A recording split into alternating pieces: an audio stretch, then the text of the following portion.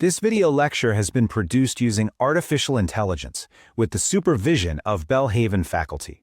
Now, if we want to truly understand how a school gets its results, we really can't just look at one piece of the puzzle. You see, effective, continuous school improvement, well, it depends on looking across multiple types of data to see how everything fits together, from student demographics and school processes to, of course, learning outcomes. So let's dive in. All right, so before we jump into the practical steps, we need to build our foundation. Why is a comprehensive, data-driven approach so fundamental for improving our schools? This first part is all about defining that why. You can think of these learning objectives as our roadmap for this discussion. We're going to explore how to analyze data, both pulled together and broken apart. We'll talk about the critical role that leadership plays in any improvement process, and we'll learn how to ask the right questions to drive real sustainable change. So our starting point is something called the data profile. The best way to think about this is like a comprehensive checkup for the entire school system. It's not just a pile of numbers, it's a true needs assessment. It's the very beginning of understanding the overall health of the school and pinpointing where we need to focus our attention. From that data profile, we move into an in-depth appraisal. This is where we bring all of that information together. The goal here is to start seeing how all the different organizational pieces relate to each other, to find the connections, those hidden links in the data. And from there, we can begin to clearly identify the school's strengths, its challenges, and the implications of what we're seeing. And this quote really gets to the heart of why a comprehensive approach is so powerful.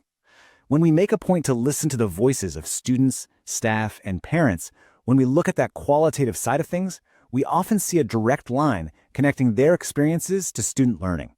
It reminds us that it's not just about test scores, it's about the entire learning environment. Okay, so we understand the why. But how do we actually go about analyzing all this data in a way that's meaningful? This next section gives us a practical framework for exactly how to do that.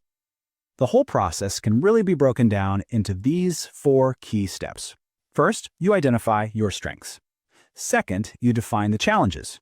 Third, you determine the implications of those challenges. And fourth, and this is a really crucial step that sometimes gets missed, you make a note of any data that seems to be missing.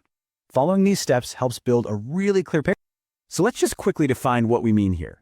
Strengths, obviously, are the positive things, the things we want to protect and continue. Challenges are simply areas that need attention, and it's worth noting they might be inside or outside of the school's direct control. And then implications. These are the constructive paths forward, the potential responses that arise from the challenges we've identified. Now, this is a simple but incredibly important guiding principle. It's so easy to get lost in the weeds, right? The goal here isn't to create a laundry list of 50 tiny observations. It's to find the 5 or so major recurring patterns. This kind of focus is what keeps the analysis on track and truly useful. And this connects perfectly to the power of aggregation. Think about it like putting together a giant jigsaw puzzle. You don't just stare at one piece at a time. You start by grouping pieces with similar colors and patterns. That's what we're doing here. By aggregating common themes, we start to see the big picture. And that system-level view gives us the most powerful information to work with. So, we've done all this analysis. What's the ultimate point? What's the big so what? Well, it's not really just about the numbers on a page.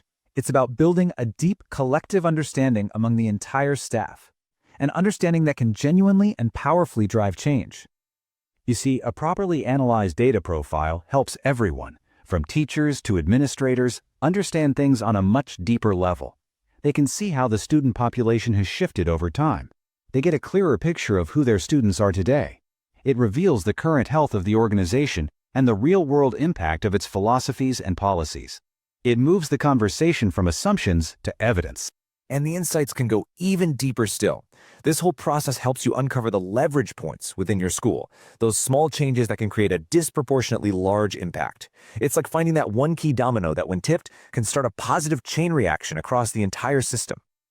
So let's pause here for our first reflective question. Thinking about everything we've discussed, why is it so essential to look across all types of data? What might be the risk of focusing too heavily on just one piece of the puzzle, say a single set of test scores? And that brings us to a really practical question. Who needs to be doing this work? Is this a task best left to a single administrator, or is there greater power in making this a collaborative effort? Just think about the different perspectives you get when more people are at the table looking at the same information. And finally, let's bring it all home. What are the real tangible benefits of using this kind of approach with your staff, not just doing it for them? What happens to a school's culture and its effectiveness when everyone shares a common understanding and is working toward the same data-informed goals? It's a powerful thought to consider as you think about applying this in your own contexts.